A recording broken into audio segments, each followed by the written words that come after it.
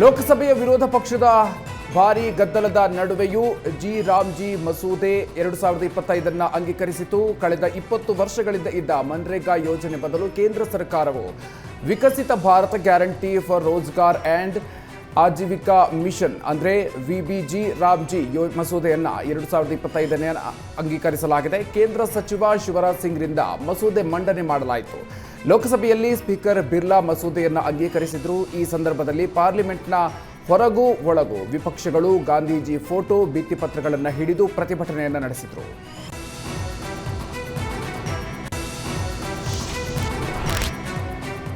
ಗೃಹಲಕ್ಷ್ಮಿ ಶಕ್ತಿ ಯೋಜನೆಯ ಬೆನ್ನಲ್ಲೇ ಯುವ ನಿಧಿ ಯೋಜನೆಗೂ ಗ್ರಹಣ ಹಿಡಿದಿದೆ. ರಾಜ್ಯದಲ್ಲಿ 1.92 ಲಕ್ಷ ನಿರುದ್ಯೋಗಿ ಪದವೀಧರರು ಯುವ ನಿಧಿಗೆ ನೋಂದಣಿಯನ್ನು ಮಾಡಿದ್ರು. ನಿರುದ್ಯೋಗಿ ಪದವೀಧರರಿಗೆ ಪ್ರತಿ ತಿಂಗಳು 3,000 ಭತ್ಯೆ ನೀಡ್ತಾ ಇದ್ದ ಸರ್ಕಾರ ಇದೀಗ ಅಕ್ಟೋಬರ್ ಹಾಗೂ ನವೆಂಬರ್ ತಿಂಗಳ ಹಣ ಬಾಕಿ ಉಳಿಸಿದೆ.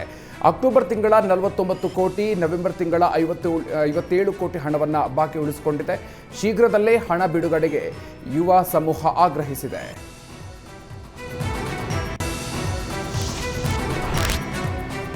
ಮುಂಬೈನ ಕೋರ್ಟ್ಗಳಿಗೆ ಹುಸಿ ಬಾಂಬ್ ಬೆದರಿಕೆ ಬಂದಿದೆ. ಇಮೇಲ್ ಮೂಲಕ ಬೆದರಿಕೆ ಸಂದೇಶ ಕಳುಹಿಸಲಾಗಿದೆ.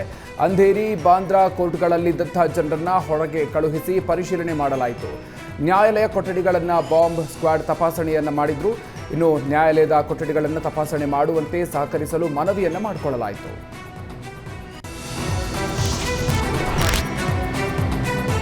ವಿಷಮ ಪರಿಸ್ಥಿತಿಗೆ ದೆಹಲಿ ವಾಯು ಗುಣಮಟ್ಟ ತಲುಪಿದ್ದು, ಇದೀಗ ವಾಹನಗಳಿಗೆ ದಿಲ್ಲಿ ಸರ್ಕಾರ ಪಿಯುಸಿ ಪ್ರಮಾಣ ಪತ್ರ ಕಡ್ಡಾಯಗೊಳಿಸಿದೆ. ಮಾಲಿನ್ಯ ನಿಯಂತ್ರಣ ಕ್ರಮಗಳ ಭಾಗವಾಗಿ BS6 ಇಂಜಿನ್ ಹೊಂದಿರುವಂತಹ ಹಳೆಯ ಕಾರುಗಳಿಗೆ ದೆಹಲಿ ಪ್ರವೇಶವನ್ನು ನಿಷೇಧಿಸಲಾಗಿದೆ. ಇದರೊಂದಿಗೆ ಪಿಯುಸಿ ಪ್ರಮಾಣ ಪತ್ರ ಹಾಗೂ ಮಾಲಿನ್ಯ ನಿಯಂತ್ರಣ ಪ್ರಮಾಣ ಪತ್ರ ಇಲ್ಲದ ವಾಹನಗಳಿಗೆ ಇಂಧನ ನಿಷೇಧಿಸಲಾಗಿದೆ. ಇದು ದೆಹಲಿ ಸಮೀಪದ ಗುರುಗ್ರಾಮ್, ಗಾಜಿಯಾಬಾದ್, ಫರೀದಾಬಾದ್ ಮತ್ತು ನೋಯ್ಡಾದಿಂದ ದೆಹಲಿಗೆ ಪ್ರವೇಶಿಸುವ 12 ಲಕ್ಷ ವಾಹನಗಳ ಮೇಲೆ ಪರಿಣಾಮ ಬೀರುವ ಸಾಧ್ಯತೆಗಳಿವೆ.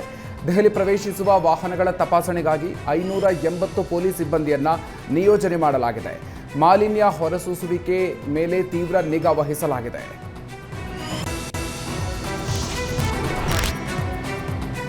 ರಾಜ್ಯದಲ್ಲಿ ಕುರ್ಚಿ ಕಿತ್ತಾಟದ ಮಧ್ಯೆ ಡಿಕೆಶಿ ಜಗನ್ಮಾತೆ ಮೊರೆ ಹೋಗ್ತಿದ್ದಾರೆ.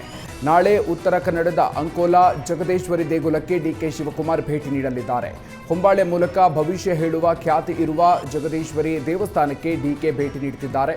ಬಲಭಾಗಕ್ಕೆ ಹೊಂಬಾಳೆ ಬಿದ್ದರೆ ಕೆಲಸ ಆಗತ್ತೆ ಅನ್ನೋ ನಂಬಿಕೆ ಇಲ್ಲಿನ ಜನರದ್ದು. 2019 ನವೆಂಬರ್ 22ಕ್ಕೆ ದೇಗುಲಕ್ಕೆ ಭೇಟಿ ನೀಡಿದ ಡಿಸಿಎಂ ಡಿಕೆ ಶಿವಕುಮಾರ್ 3 ತಾಸು ದೇವಿಯ ಮುಂದೆ ಬೇಡಿಕೊಂಡಿದ್ರು. ನಾಳೆ ಮತ್ತೆ ದೇವಿಗೆ ಹೊಂಬಾಳೆ ಇಟ್ಟು ಪ್ರಸಾದವನ್ನು ಕೇಳಲಿದ್ದಾರೆ. ಡಿಸಿಎಂ ಡಿಕೆ ಶಿವಕುಮಾರ್ ದೇವಿ ದರ್ಶನದ ಬಳಿಕ ಗೋಕರ್ಣಕ್ಕೆ ಭೇಟಿ ನೀಡಲಿದ್ದಾರೆ. ಅಲ್ಲಿ ಮಹಾಬಲೇಶ್ವರ ಗಣೇಶ ದೇಗುಲಕ್ಕೆ ಹೋಗಿ ಪೂಜೆಯನ್ನು ಸಲ್ಲಿಸಲಿದ್ದಾರೆ.